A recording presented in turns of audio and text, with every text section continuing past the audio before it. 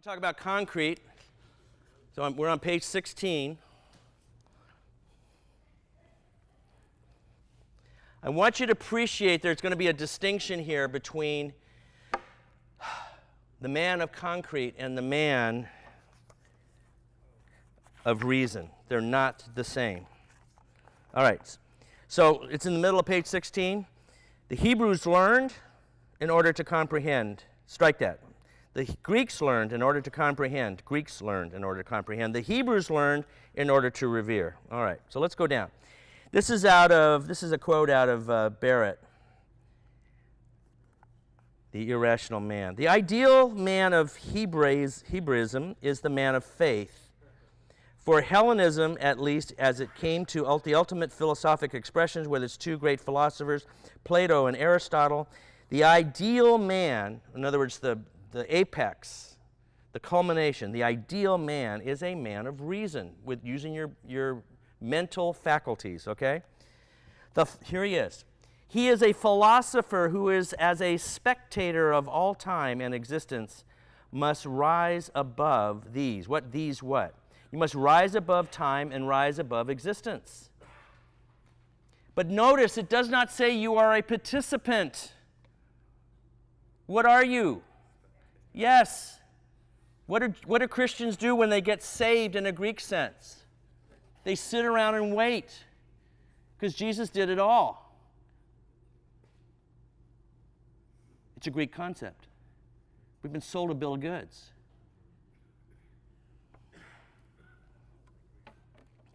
Now, let's contrast.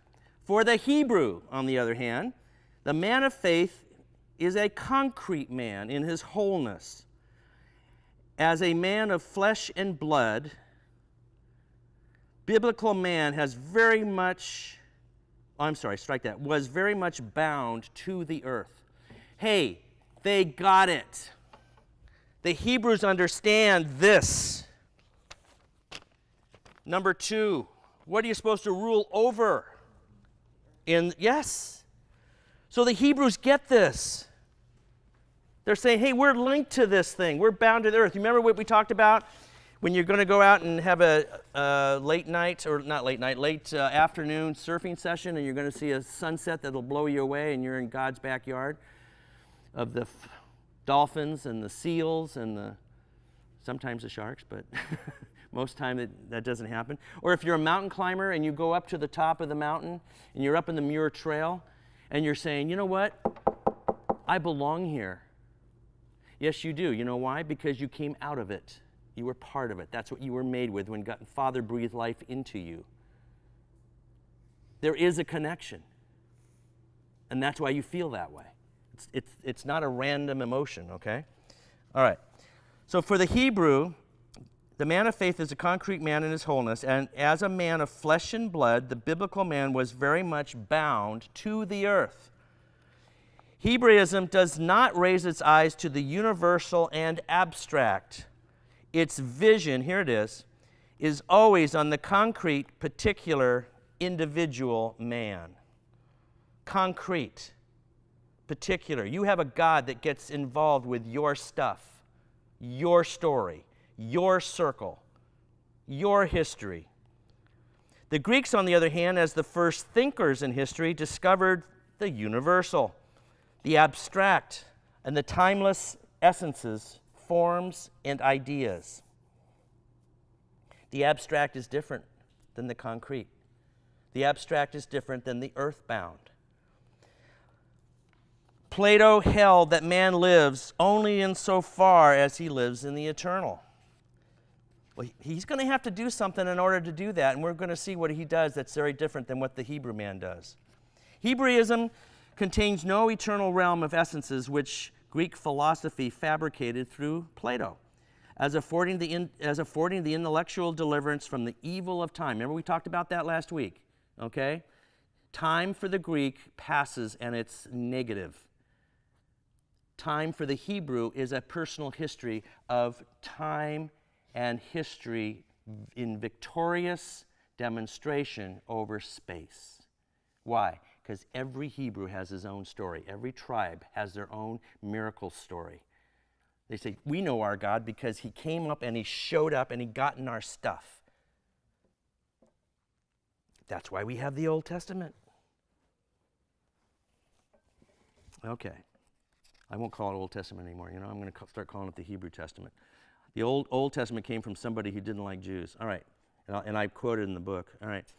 So, Hebrewism contains no eternal realm of essences, which Greek philosophy fabricated through Plato as affording intellectual deliverance from the evil of time. Intellectual deliverance, okay? This deliverance would be possible only for, here you go, a detached intellect, one who, in Plato's phrase, becomes a spectator of all time and all existence. You just watch from a distance and you detach. You unhook. You unlink the train cars. Detachment for the Hebrew, here you go. Let's contrast now. Is that okay with the Hebrew? Detachment was for the Hebrew an impermissible state of mind, a vice rather than a virtue. So are you kidding me? We're involved in our history. It's our history, our miracles. Our God showed up. Our God defeated the enemies. And we have names and dates and places and particularities. You want detail? We'll give you detail. And we tell it to the next generation, and then that generation tells that next generation. Because that's who we are. That's our identity. We have a personal God. As big as he is, he gets involved with us, his kids. Isn't that amazing? All right, go now. In a nutshell, man, in the eyes of the Hebrew, was a man, here you go, of the earth.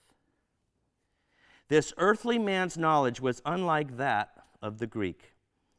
The man of this world that God created gained his knowledge, this is from Barrett now, through body and blood, bones and bowels, through trust and anger, and confusion and love and fear. Those are all emotions that you deal with when you have a personal God. Is he going to show up? Is he going to be not just timeless for a Greek, but timely for a Jew? I need your help in the 11th hour, in the 59th minute. Are you going to show up like you promised? How many times have you been in that situation on an individual level? And then God shows up.